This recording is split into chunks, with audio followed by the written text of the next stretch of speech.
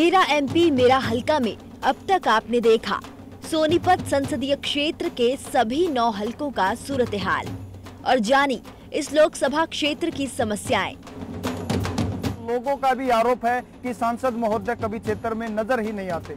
किसी की भी कोई सुनवाई नहीं है। एमपी साहब आज तक इस एरिया में आए नहीं, न धन्यवाद दौरा किया और बिल्कुल भी नहीं आए। अब की बार नाट रहे इलेक्शन लड़ने से, उसको पता है विकास किया नहीं, वोट कैसे मिलेंगे। एमपी तो यहाँ तो जी वो तो दिखाई ही नहीं दिया 6 साल 5 साल जो है ना, वो नहीं आड़े दिखाई भी दिया। और वो तो स्वयं में कहा मैं चुनाव नहीं लड़ता। मेरे ख्याल में वो अगर चुनाव लड़ने की कोशिश भी करेगा ना तो उसको वोट नहीं देंगे। दिक्कतें क्या तो आया ही नहीं हल्के में, किसी की सुनाई नहीं की। वहीं दूसरी ओर इस क्षेत्र के सांसद की कारगुजारी को भी हमने जाना और बताया कि किस तरह सांसद महोदय चुनाव न लड़ने के दावे कर रहे हैं। वो मैंने कई महीने पहले ही ऊपर अवगत करा दिया था कि मैं एमपी का चुनाव नहीं लड़ रहा। साथ ही हमने आपको बताया कि आने वाले लोकसभा चुनाव में इस सीट के कौन कौन हैं प्रबल दावेदार।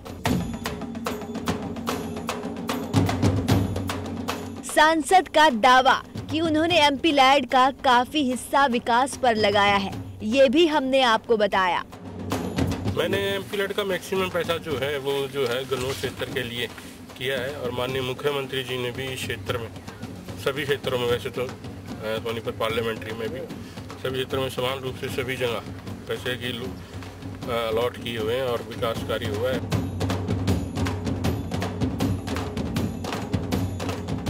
इसके अलावा हमने जाना कि सोनीपत की जनता ने सांसद जितेंद्र मलिक को उनकी कारगुजारी के लिए 5 में से कितने स्टार दिए हैं।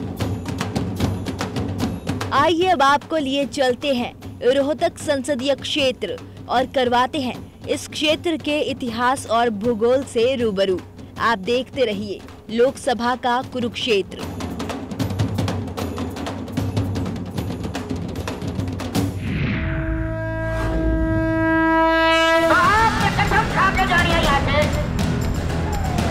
सरकार रुके बनेगी।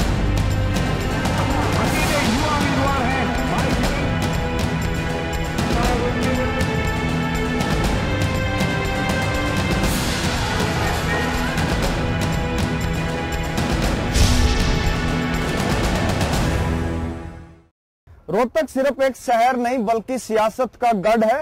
रोहतक लोकसभा सीट एक सियासी किला मानी जाती है और हर सियासी सूरमा का ये सपना होता है इस किले को फतेह करना। हम आपको बताएंगे क्या है रोहतक लोकसभा के राजनीतिक समीकरण।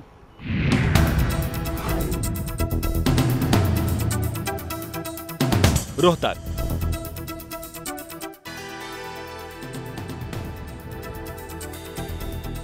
एक छोटा सा शहर लेकिन हरियाणा की राजनीति का सबसे बड़ा केंद्र।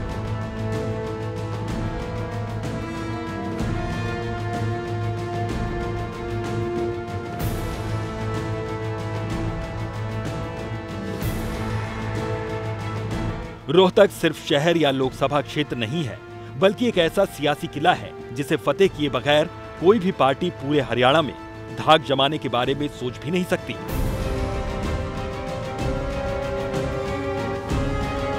रोहतक देश की सबसे पुरानी लोकसभा सीटों में से एक है। यह हरियाणा की इकलौती ऐसी सीट है जहां से चुनाव लड़ने वाले उम्मीदवार सिर्फ सांसद बनने के लिए नहीं बल्कि नेता के तौर पर पहचान बनाने के लिए चुनावी समर में कूदते हैं। इतिहास गवाह है कि जो भी नेता यहां से सांसद बना उसने सियासत की बुलंदियों को छुआ। चाहे वो संविधान सभा के सदस्य और पहले सांसद चौधरी रणबीर सिंह हुड्डा हो या फिर देश के उप प्रधानमंत्री रहे चौधरी देवीलाल, अपने वक्त के कांग्रेसी दिग्गज प्रोफेसर शेर सिंह, शिक्षाविद चौधरी हरद्वारी लाल, मौजूदा मुख्यमंत्री चौधरी भूपेंद्र सिंह हुड्डा और उनके सांसद पुत्र दीपेंद्र हुड्डा का नाम भी इस फहरिस्त में शामिल है।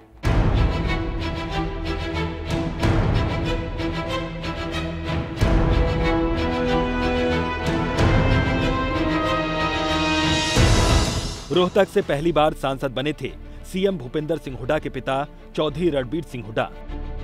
उन्होंने लगातार 2 लोकसभा चुनाव जीतकर रोहतक में कांग्रेस की नींव डाली थी।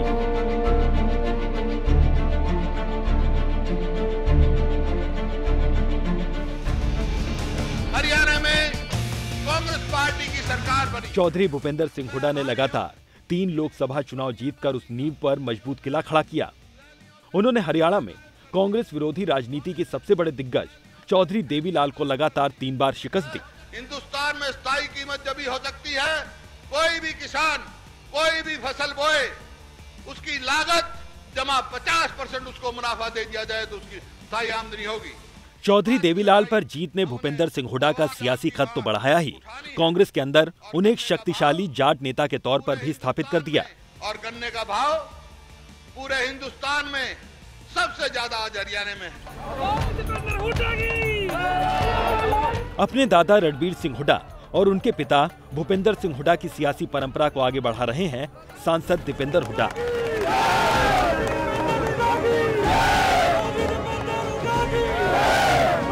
लगातार 2 बार लोकसभा चुनाव जीत चुके दीपेंद्र हुड्डा की गिनती कांग्रेस उपाध्यक्ष राहुल गांधी के करीबी नेताओं में होती है।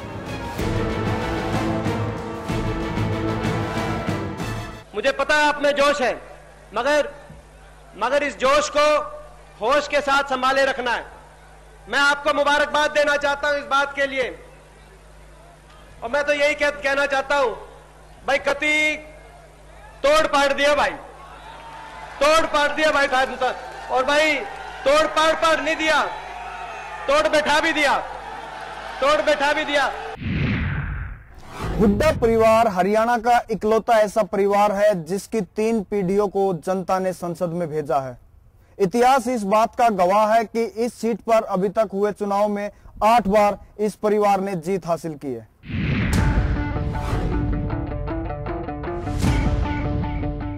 रोहतक को हरियाणा की सियासत में एक खास मुकाम हासिल है। और समय है सोचने का।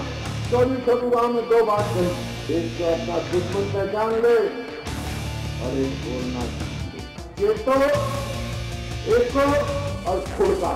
ये एक जाट बाहुल इलाका है। वैसे तो जाट हार्टलैंड में सोनीपत, जींद, भिवानी और हिसार जिलों के भी कई इलाके शामिल हैं, लेकिन रोहतक हरियाणा का वो इलाका है जिसे राजनीतिक राजधानी के तौर पर पहचाना जाता है। 1952 में पहली बार लोकसभा का गठन हुआ था।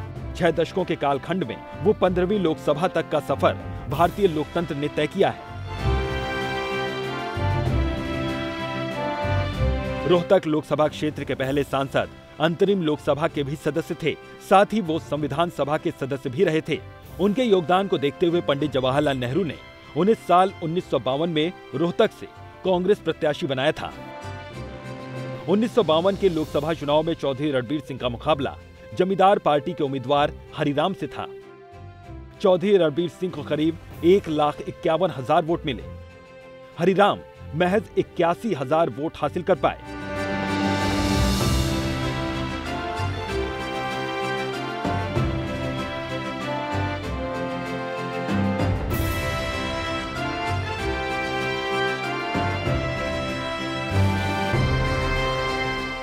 उन्नीस 1957 के लोकसभा चुनाव में कांग्रेस ने अपने सांसद चौधरी रणबीर सिंह को फिर से मैदान में उतारा। इस बार उनका मुकाबला निर्दलीय उम्मीदवार धजा राम से था। चौधरी रणबीर सिंह करीब 25,000 वोटों से जीतकर दूसरी बार संसद में पहुंचे।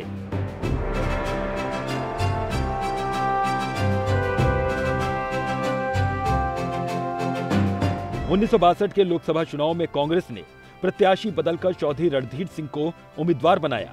उनके मुकाबले में जनसंघ की ओर से चौधरी लहरी सिंह मैदान में थे। इस बार कांग्रेस को हार का सामना करना पड़ा। लहरी सिंह पहली बार संसद में पहुंचे।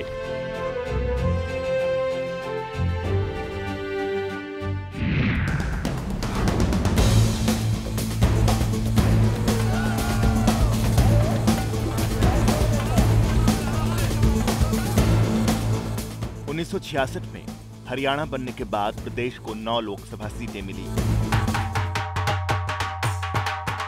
बिरादरी को अपने साथ लेकर चलने वाली हमारी सरकार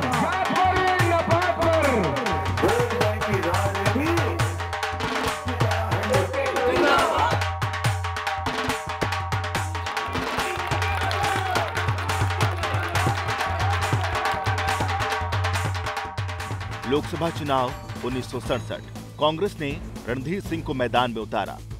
रणधीर सिंह के मुकाबले में थे भारतीय जनसंघ के राम स्वरूप। जनता ने कांग्रेसी उम्मीदवार रणधीर सिंह को जिताया। रामस्वरूप 55,996 वोटों से हारे। बिरादरी को अपने साथ लेकर चलने वाली हमारी सरकार। देखिए, हरियाणा बना है 1966 में और 1962 की जो हमारी विधानसभा बनी थी या 1962 में जो हमें लोकसभा में समर्थन मिला था वही हमारा 67 तक चलना था। तो 1967 में पहली बार चुनाव हुआ और उस समय पंडित नेहरू की मृत्यु हो चुकी थी। अगर आप देखें तो 1952 का चुनाव, 1957 का चुनाव और 1962 का चुनाव, ये 3 चुनाव ऐसे थे जब पंडित नेहरू का पूरे देश में प्रभाव था और हरियाणा भी उससे अछूता नहीं था। तो उस दृष्टि से 52 और 57 दोनों ही बार कांग्रेस के प्रत्याशी यहाँ से जीते, चौधरी रणवीर सिंह। और उसके बाद 1962 में पंडित नेहरू के रहते रहते ही कांग्रेस को इस क्षेत्र में धक्का लगा और ये सीट जनसंघ के खाते में चली गई। 1967 में फिर से कांग्रेस के रणधीर सिंह जो अच्छे बड़े नेता थे और बाद में राज्यपाल भी बने, वो इस सीट पर काबिज हुए।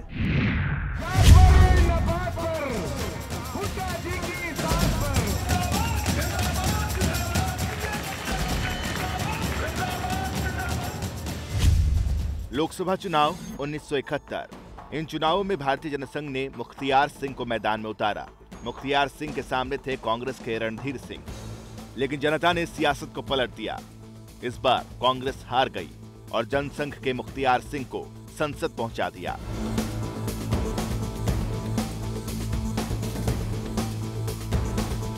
लोकसभा चुनाव 1977 का लोकसभा चुनाव इमरजेंसी के बाद हुआ था। उस वक्त पूरे देश में कांग्रेस विरोधी लहर थी। कांग्रेस ने चौधरी मनफूल सिंह को उम्मीदवार बनाया। मनफूल सिंह के मुकाबले भारतीय लोकदल ने प्रोफेसर शेर सिंह को मैदान में उतारा था। प्रोफेसर शेर सिंह ने मनफूल सिंह को करारी मात दी। इन चुनावों में कांग्रेस के खिलाफ जनता की नाराजगी साफ दिखाई दी।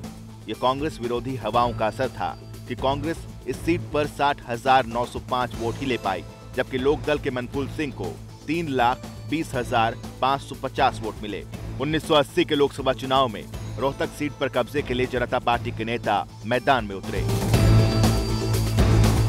जो 77 के बाद में एक विपक्षी राजनीति का उद्भव हुआ है जनता पार्टी के रूप में, तो उसकी लहर चली इस क्षेत्र में और ये अमूमन तमाम इलाका पूरा हरियाणा समेत विपक्ष के साथ खड़ा रहा और कांग्रेस को इसने सबक सिखाने का काम किया। लोकसभा चुनाव 1980 के चुनावी मैदान में उतरी जनता पार्टी ने जीत का परचम लहराया। इस बार फिर कांग्रेस को हार का सामना करना पड़ा। जनता पार्टी के स्वामी इंदरवेश संसद पहुंचे। हालात ये हो गए थे, आप देखिए कि 1980 में जब पूरे देश में इंदिरा गांधी की लहर चल रही थी, उनकी वापसी हुई थी 1980 में, तब भी रोहतक की सीट कांग्रेस हारी थी। ये हालात क्यों हुए कि 1980 में आप देखिए एक बड़ा विचित्र सा मैं आपको वाकया बताऊंगा कि 1980 में कांग्रेस ने एक अजीब प्रयोग यहाँ किया कि एक गैर जाट को उन्होंने प्रत्याशी बनाया। चौधरी चांदराम जो दलित नेता थे, उनको कांग्रेस ने रोहतक से टिकट दिया। ऐसा अद्भुत प्रयोग आपको हरियाणा में कहीं नहीं मिला होगा, क्योंकि परंपरागत रूप में ये सीट जाट सीट मानी जाती थी। लेकिन 1980 में कांग्रेस का टिकट लेने वाला कोई था नहीं इस इलाके में, इतनी बुरी स्थिति थी। और 1952-57 में जिस चौधरी रणवीर सिंह ने जिन्होंने ये आधार अपने यहाँ बनाया था और ये कांग्रेस की सीट हुई थी, वो चूंकि कांग्रेस छोड़ के जा चुके थे, तो इसलिए वो सीट पर सिरसा से सांसद रहे। 1977 में चांदराम को यहाँ से 1980 में चुनाव लड़ाया और उनकी जो दुर्गति हुई इस चुनाव में वो सब जानते हैं, तीसरे या चौथे नंबर पर वो रहे होंगे। 1984 में हरद्वारी लाल ने वापस रोहतक सीट पार्टी की झोली में डाल दी, लेकिन ये खुशफहमी ज्यादा टिक नहीं पाई। साल 1989 के लोकसभा चुनाव के समय हालात काफी बदले हुए थे। राजीव गांधी सरकार में वित्त मंत्री रहे वीपी सिंह ने बगावत का झंडा बुलंद कर रखा था। कांग्रेस को हराने के लिए वीपी सिंह, चंद्रशेखर और चौधरी देवीलाल के साथ समूचा विपक्ष कांग्रेस के खिलाफ चुनावी चक्रव्यूह रच रहा था। 1984 में इंदिरा जी की लहर के बाद जब उनकी हत्या हुई है, उसके बाद में जो सहानुभूति लहर थी, उसमें चौधरी हरद्वार लाल ने यह सीट कांग्रेस के खाते में डाली। और 89 में आप देखिए कि चौधरी देवीलाल ने उस लहर को, जो राजीव गांधी की लहर बनी थी 84 में, उसको अगर सबसे बड़ा धक्का कहीं से लगा है तो वो हरियाणा से लगा। 1989 के आम चुनाव में चौधरी देवीलाल की आंधी ने कांग्रेस के तंबू उखाड़ दिए और रोहतक सीट पर जीत हासिल की। 1987 में कांग्रेस की इतनी बुरी स्थिति होगी कि 5 सीटों पर सिमट के रहेगी कांग्रेस, और चौधरी देवीलाल एक बहुत बड़े नेता, कद्दावर नेता के रूप में स्थापित हुए और उन्होंने ही एक तरीके से राजीव गांधी की लहर का खात्मा किया। और वो तमाम हालात आप जानते हैं कि किस तरीके से जनता दल वजूद में आया। तो 1989 में चौधरी देवीलाल जनता दल से यहाँ से चुने गए, लेकिन इसके साथ साथ ही 89 के चुनाव में उन्होंने फिरोजपुर से और सीकर से भी अपना भाग्य आजमाया था। साल 1991 में लोकसभा के मध्यावधि चुनाव हुए। उसी साल हरियाणा में विधानसभा चुनाव भी हुए। इन चुनावों में एक बार फिर कांग्रेस की लहर दिखाई दी। चौधरी देवीलाल से नाराज हुई जनता ने उन्हें फिर इस सीट पर जीतने नहीं दिया और ये सीट भूपेंद्र सिंह हुड्डा की झोली में डाल दी। मैं आभारी हूं आप सबका, हरियाणा की जनता का, मेरे को मौका दिया हरियाणा की सेवा करने का। चौधरी देवीलाल को एक बड़ी तमन्ना थी कि राष्ट्रीय स्तर पर उनकी एक ख्याति हो। तो पंजाब भी चूंकि जाट बहुल प्रांत है और राजस्थान भी है, तो उन्होंने एक संदेश देने की कोशिश की थी कि पंजाब, हरियाणा और आपके राजस्थान तीनों के जाट मतदाताओं में, या कहें कि किसान वर्ग में, एक प्रकार की अपनी लोकप्रियता सिद्ध करने का उन्होंने प्रयास किया। लेकिन फिरोजपुर से वो चुनाव हार गए, लेकिन सीकर की सीट उन्होंने अपने पास रखी और रोहतक की सीट छोड़ दी।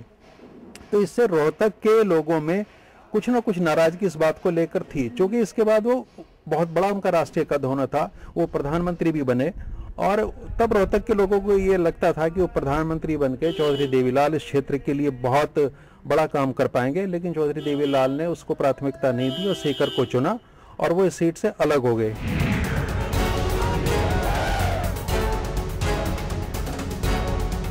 लोकसभा चुनाव 1991, कांग्रेस से मैदान में उतरे भूपेंद्र सिंह हुड्डा। उनके मुकाबले चुनावी मैदान में थे चौधरी देवीलाल। भूपेंद्र सिंह हुड्डा ने 30,573 वोटों से जीत दर्ज की।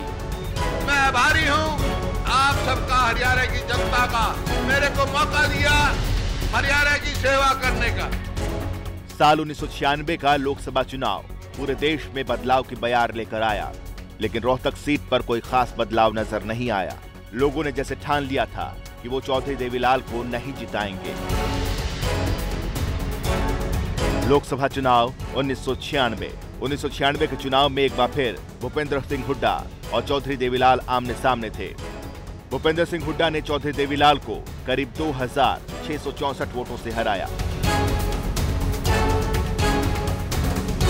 लोकसभा चुनाव 1998, एक बार फिर चुनावी समर में आमने सामने थे भूपेंद्र सिंह हुड्डा और चौधरी देवीलाल।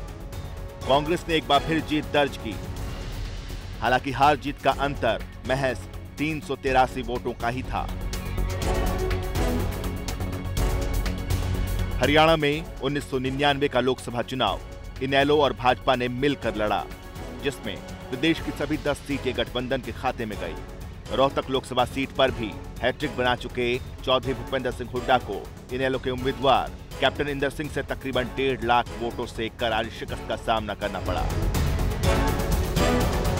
लोकसभा चुनाव 1999, हैट्रिक के बाद एक बार फिर कांग्रेस से मैदान में उतरे भूपेंद्र सिंह हुड्डा। उनके मुकाबले थे इनेलो के इंदर सिंह। जनता ने इंदर सिंह को संसद पहुंचाया।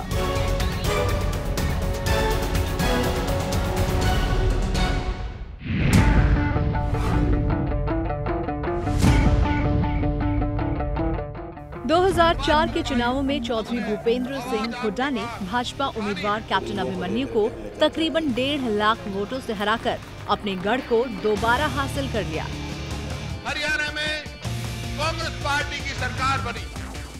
कांग्रेस के खाते में 3,24,235 वोट आए।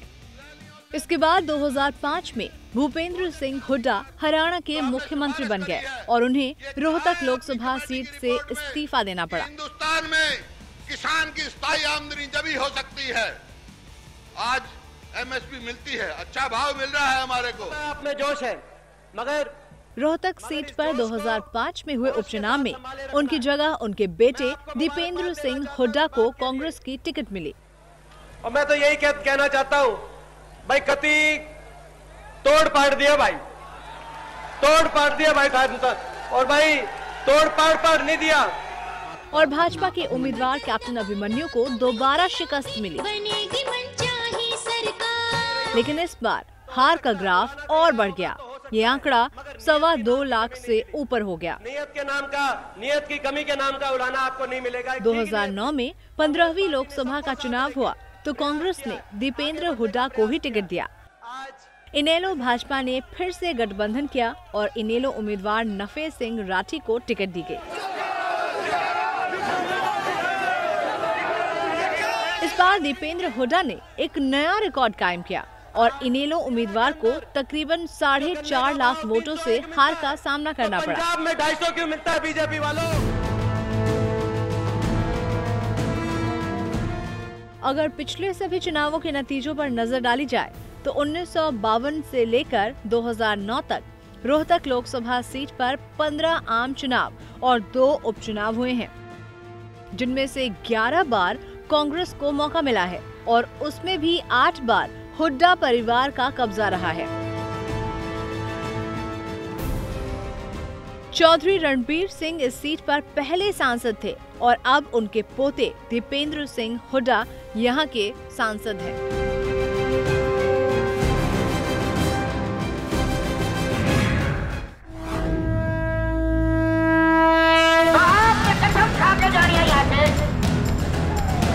सरकार उसकी बनेगी।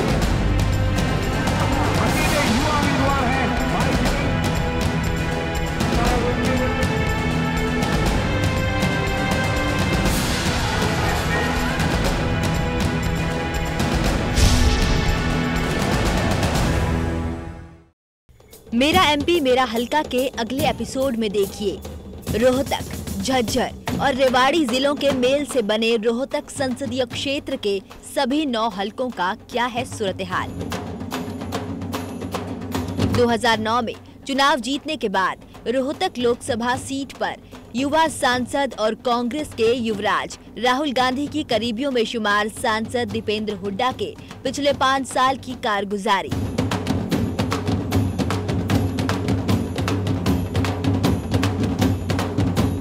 इसके साथ ही आपको बताएंगे इन सभी 9 हलकों में कितना हुआ विकास।